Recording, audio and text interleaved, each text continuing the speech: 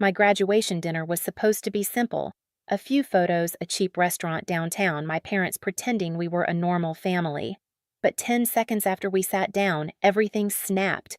My grandpa, the one person who'd ever looked at me with real pride, raised his glass and asked Lisa, "Are you using the $850,000 I set aside for your education?" The fork slipped from my aunt's hand. My parents went stiff. And me, I felt the room tilt because I'd never heard of any fund. Before I take you into what happened next, tell me, where are you watching from? And when you hear the rest, what would you have done if your future was stolen without you knowing? Growing up, I learned early that my family looked balanced from the outside, but never felt that way on the inside. My sister Megan was the bright one, the child my parents genuinely believed would make something of herself.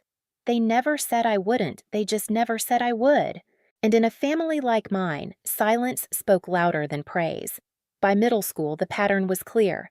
Megan got opportunities, I got responsibilities. When she struggled in math, my parents hired a tutor. When I struggled, they told me it was a good chance to build discipline. She got a used car on her 16th birthday.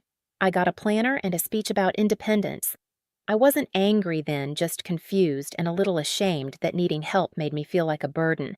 College only magnified the distance between us. I worked part-time at a cafe near campus, wiping tables and memorizing regulars' orders while juggling classes and student loan paperwork. My clothes always smelled faintly like espresso, and my sleep schedule was whatever was left over after assignments and shifts. Whenever I hinted at needing support books rent anything, Mom would sigh, "Lisa, you know how tight things are." Dad would nod along like he was agreeing with some invisible rule book. They said the same sentence every time we wish we could do more. But somehow, the budget was never too tight for Megan. She got help with her apartment deposit, then help with her car maintenance, later support for a business idea that turned into a year-long project she never completed. Every time I tried to question the imbalance, I felt childish, petty, ungrateful. I told myself I was strong enough to carry my own weight. I believed that until the night everything unraveled. There were small moments beforehand, little flickers of truth that I didn't recognize. Like the afternoon, I stopped by my parents' house and found an envelope in the garage with my grandpa's name on it mixed with old holiday decorations. Before I could even read the return address, Mom rushed over, snatched it from my hands, and said, "Old paperwork. Don't worry about it." She shoved it into a drawer she normally kept locked.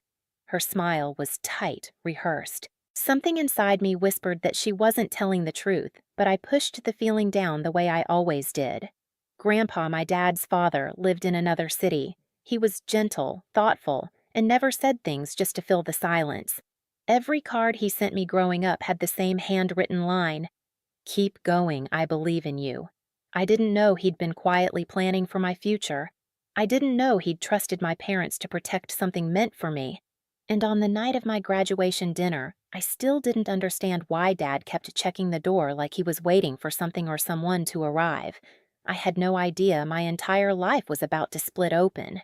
In the weeks leading up to my graduation dinner, something in my family's rhythm started to shift, even if I couldn't name it yet.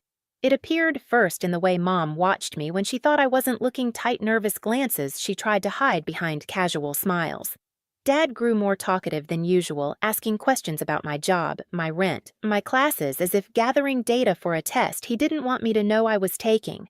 At the time, I wrote it off as pride or midlife emotion. They were finally seeing me graduate. I thought maybe that softened something in them. Then, Megan showed up to family lunch one Sunday in a new SUV, the kind with leather seats and a dashboard that looked like a small spaceship. When I asked how she afforded it, she laughed and said her business investment had finally paid off. She didn't explain further, and Mom quickly changed the subject, complimenting her nails, her shoes, anything to keep me from circling back. I let it go, but the questions simmered in me like a slow boil. A few days later, I stopped by my parents' house to return a mixing bowl Mom insisted I had. While walking through the garage, I noticed a plastic bin pushed behind old camping gear. It wasn't the bin that caught my attention, but the envelope sitting on top. My grandpa's name was on it, printed clearly. I reached for it, but before I could turn it over, Mom appeared in the doorway, moving faster than I'd ever seen her move. She snatched the envelope and said it was misplaced paperwork before shoving it inside a cabinet. Her voice shook slightly. That was the first moment something inside me twisted hard enough to hurt. That night, I tried to study for finals, but my mind kept drifting back to the garage. What paperwork of Grandpa's would be sitting in a dusty bin at my parents' house? Why hide it from me? I replayed Mom's face in my memory, the flash of panic, the too quick explanation. A question formed in my mind, sharp and unwelcome. What were they hiding? The turning point came the night before graduation. I heard my parents arguing in the kitchen, their voices low, but tense enough to vibrate through the hallway. I wasn't trying to listen, but one sentence from my dad froze me in place. "We can't keep this quiet forever," he said. Mom hissed something back, something like, "She doesn't need to know." Megan needs stability. My stomach twisted. Who was she? What didn't I need to know? And why did Megan's stability always seem to cost me something? I didn't realize I was losing. I lay awake for hours, staring at the ceiling. My heart beat too loud in the stillness of my room. I thought about the envelopes, the unexplained expenses, the nervous glances. I thought about all the years I'd asked for help and been told there was nothing available. I wondered for the first time if the problem wasn't what they couldn't give me, but what they refused to. By morning, I felt hollow, but strangely clear. Something was wrong, and whatever it was, my parents were desperate to contain it. I told myself I'd stop asking questions at least until after graduation. I needed one peaceful day, one moment where I wasn't the daughter trying to navigate the space between gratitude and abandonment. But peace wasn't waiting for me. Something else was. Graduation morning should have felt hopeful, but I woke up with a heaviness I couldn't shake. Mom knocked on my door earlier than expected and asked if I was excited, her voice too bright, like someone forcing sunlight through a closed curtain. Dad hovered behind her, pretending to scroll through his phone even though the screen was off. Their strange tension settled into the hallway like fog. I tried to ignore it, tried to focus on my ceremony, but every part of me felt alert, bracing for something I couldn't name. At the campus, Megan acted unusually cheerful, insisting on taking photos with me. She wrapped her arm around my shoulder and whispered, "Big day for you, sis." Her tone was sweet, but something about it felt wrong, like she was performing for an audience only she could see. When she stepped back, Mom immediately rushed to her side, adjusting her hair and telling her she looked stunning, despite it being my graduation. I felt the familiar sting in my chest, but brushed it away. For once, I wanted the day to be about achievement, not comparison. After the ceremony, my parents insisted we head straight to the restaurant. Dad kept checking his watch. Mom kept smoothing her blouse. Megan kept touching her phone like she was waiting for a message. I thought they were just hungry or impatient, but the truth was much darker. They weren't hurrying for me. They were hurrying because they were terrified of who else might show up. When we reached the restaurant, I understood why Dad had been watching the door. My grandpa sat at a table near the back, smiling when he saw me. I hadn't expected him. I didn't even know he knew the reservation time. Mom's face tightened the moment she spotted him. Megan froze mid-step. Dad let out a thin, nervous laugh. That was when the air changed, the kind of shift you feel in your bones before your mind can catch up. Grandpa hugged me tightly and told me how proud he was. Something in his voice warmed and steadied me, like I'd finally reached a place where I didn't have to prove anything. But the tension around us was unmistakable. Mom kept wringing her napkin. Megan whispered something to Dad. He shook his head sharply. My instincts sharpened. Whatever secret they'd been guarding was connected to Grandpa, and it was about to surface. During appetizers, Grandpa asked gentle questions about school and work. I answered honestly, grateful for the moment of normalcy. But when he asked about my student loans, Mom's fork paused midair. Megan's eyes widened. Dad cleared his throat. I felt the room tighten. Grandpa noticed too. His expression shifted almost imperceptibly. That was when I felt something inside me collapse, not dramatically, but quietly, like a bridge losing a single crucial beam. I knew my family was hiding something. I knew it involved money, and for the first time in my life, I wasn't willing to absorb the confusion alone. So instead of shrinking back as I always had, I watched them. I studied every flicker of panic on my mother's face, every forced smile from my father, every restless twitch of Megan's fingers. I held my questions close. I didn't push, not yet. But the old version of me, the one who accepted explanations that never made sense, was gone. A new part of me had surfaced steadier and sharper, and I was ready to face whatever truth they were trying so desperately to bury. By the time the entrees arrived, the energy at the table felt nothing like a celebration. It felt like we were all sitting on a live wire. Mom barely touched her plate. Dad kept wiping his glasses even though they were clean. Megan scrolled through her phone with restless fingers, pretending to be bored, but stealing glances at Grandpa every few seconds. The air was thick, as if everyone but me already knew a storm was forming. Grandpa cut into his salmon slowly, his eyes drifting between my parents with a calmness that made the tension worse. He asked a few more soft questions about work, my future plans, the apartment I'd been trying to afford without help. I answered honestly, though my throat felt tight. I kept expecting Mom to interrupt Dad to make an excuse, Megan to throw in some comment to redirect things. But no one did.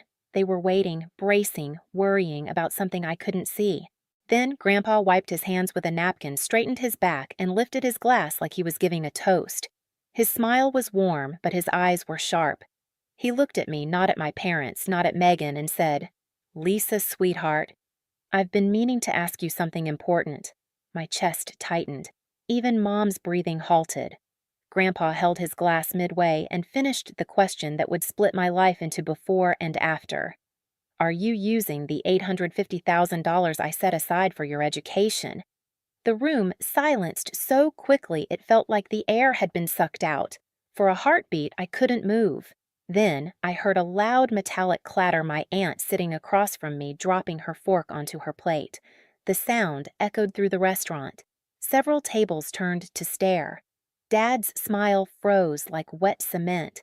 Mom's face drained of all color, her fingers clenching around her napkin. Megan's phone slipped slightly in her grip. I swallowed hard. What fund I didn't recognize my own voice. It sounded distant, like someone speaking underwater. Grandpa's brows pinched together. Confusion. Then something else hurt. He set his glass down. "You don't know about it?" he asked softly, almost whispering. He turned his head toward my parents with a slow, deliberate movement. "You didn't tell her." Mom shook her head violently, as if denying reality itself. "Dad, she must have forgotten. We told her a long time ago." "You didn't," I said quietly. "You never said anything." Grandpa's expression hardened, the warmth in his eyes cooling into something sharp and focused. "Interesting," he said, voice deepening, "because the bank says someone used it." The words cracked across the table like thunder. Dad choked on his water. Mom's fingers trembled so violently her napkin slipped to the floor. Megan froze, her phone dimming in her hand. I stared at them, my heartbeat hammering in my ears. Grandpa leaned forward. "The fund has been drawn from for months now. Large withdrawals, regular ones, and none of them came from you." Dad tried to find his voice. "Dad, you're misunderstanding." No, Grandpa snapped, and the entire restaurant fell silent again. His voice was low-controlled but furious. I checked twice. I called the bank. I asked for verification. I asked who accessed it. And the answer was not my granddaughter. Mom covered her mouth like she was about to faint. Grandpa turned to me, his jaw tight. "Lisa, sweetheart, did you ever authorize your parents to act on your behalf? Did you ever sign anything?" "No," I whispered. "Never." Megan shifted her chair, creaking. She finally spoke, her voice forced and light. "Grandpa, maybe the bank messed up. You know they're always making mistakes. Remember that time?" Grandpa cut her off with one look. Megan's mouth closed instantly. He turned his attention back to my parents, his eyes burning now. "Tell me the truth now." It wasn't a request. It was a command. Dad's shoulders sagged. Mom squeezed her eyes shut. Megan looked at them both, waiting for someone else to clean up a mess she clearly knew existed. Dad finally spoke, voice trembling. We had no choice." We needed help, and Megan's head snapped toward him. Dad, no, Dad said, shaking. He asked. We have to tell him. Grandpa's face hardened. Tell me what? Mom broke first. Tears spilled down her cheeks. We thought Lisa didn't need it.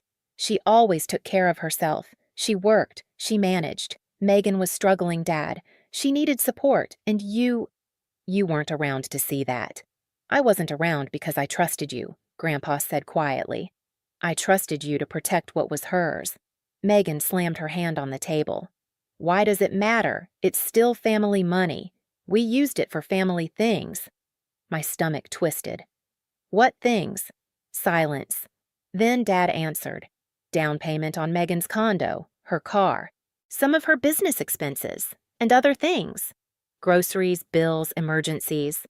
Emergencies, I repeated. You mean spa packages? Furniture trips she took?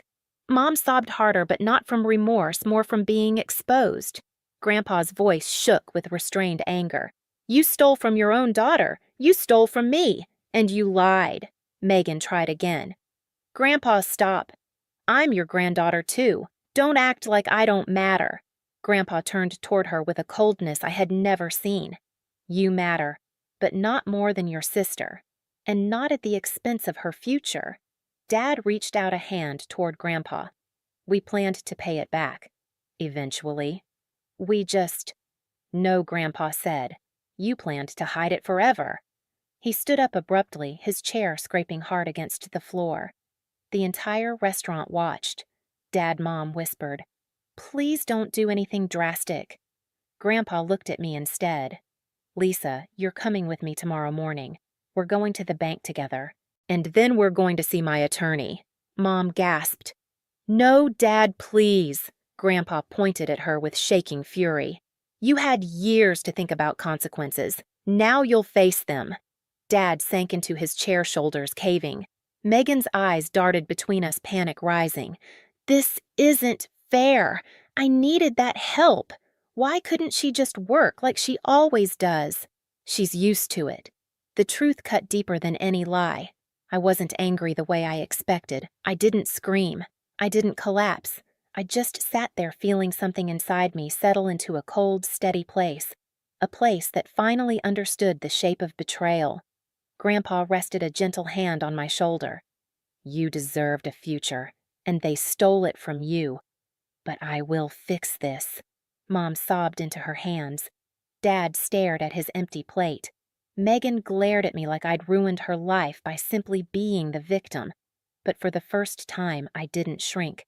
I looked straight at each of them and said the only thing I could manage, I won't let you take anything else from me.